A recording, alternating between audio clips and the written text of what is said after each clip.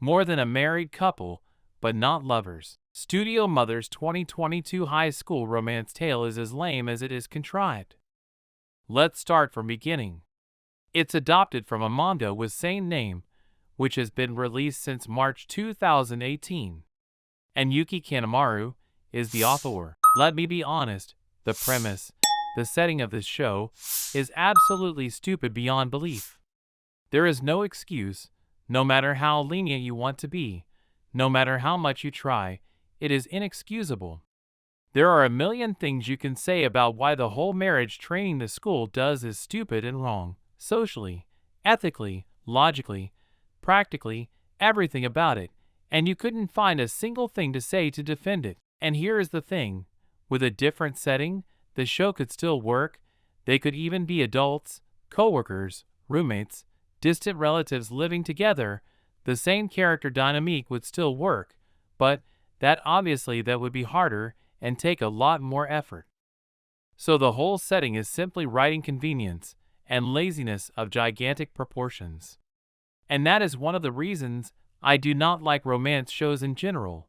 Not because I do not like romance, but because romance is treated this way, like it has some way of privilege as a theme, that everything can be excused as long as the romantic relationships between the characters are fine. The show does have some okay moments storytelling-wise, but they are too far in between. Anyway, I could go on and on with my rant, but I'll save my effort and your time for the more juicy part of the show. Story: third-year high school student Jiro Yakuin is in love with his childhood friend and classmate, Shiori Sakurazaka.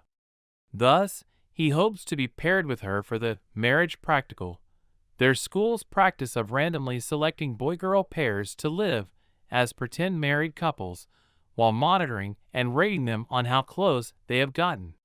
Meanwhile, the lively Akari Watanabe wants to be assigned to her crush, the popular and good-looking Minami Tenjin. Much to their dismay, Jiro and Akari find out that not only have they been paired together, but so have Shiori and Minami.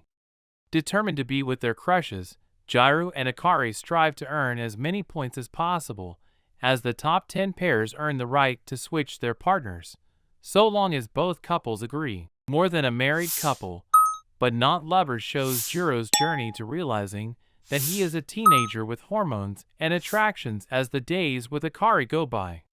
Soon enough, Akari and Jiro seem to be falling in love with each other. This show is authentic and one of its kind, as no other well-known anime has followed the plot of a practical examination for the basis of the characters' relationships. The series' character development is realistic and precise, since teenagers usually act the same way around their crushes and lovers. Moreover, the main character is fun and lovable, not the usual boring MC that animes tend to broadcast. Jiro could use a little tweak in character, with a splash of chadness. His ability to get easily flustered comes across as childish, and often disrupts the mood of the scene. Art style: show goes down smoother than expected. The reason is how the visuals help the material along.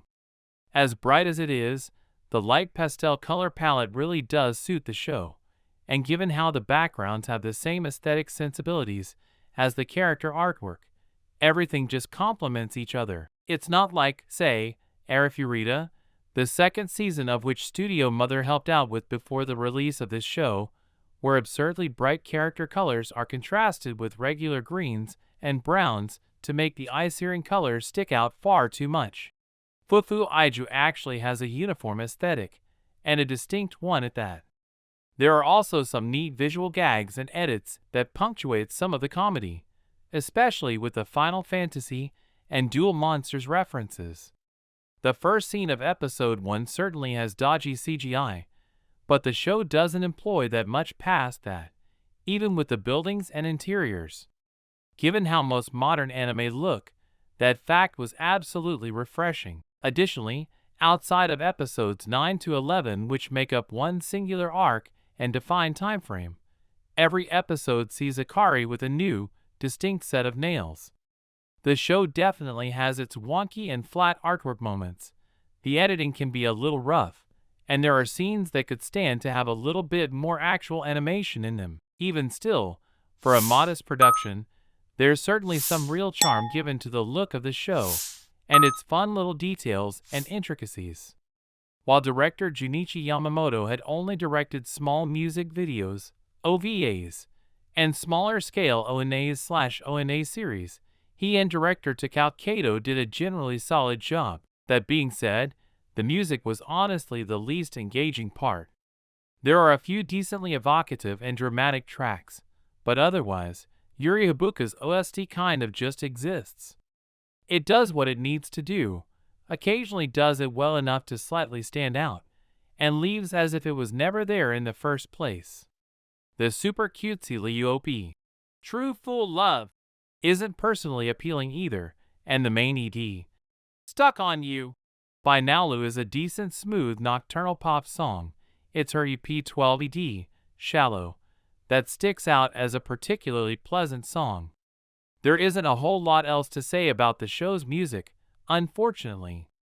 It's competent, but there's little in the way of anything memorable. Overall, if you're looking for a lighthearted, lovable romantic comedy filled with mature content and realistic representation of lovesickness, More Than a Married Couple, but Not Lovers might be the one for you. Thank you for subscribing to the channel and liking the video.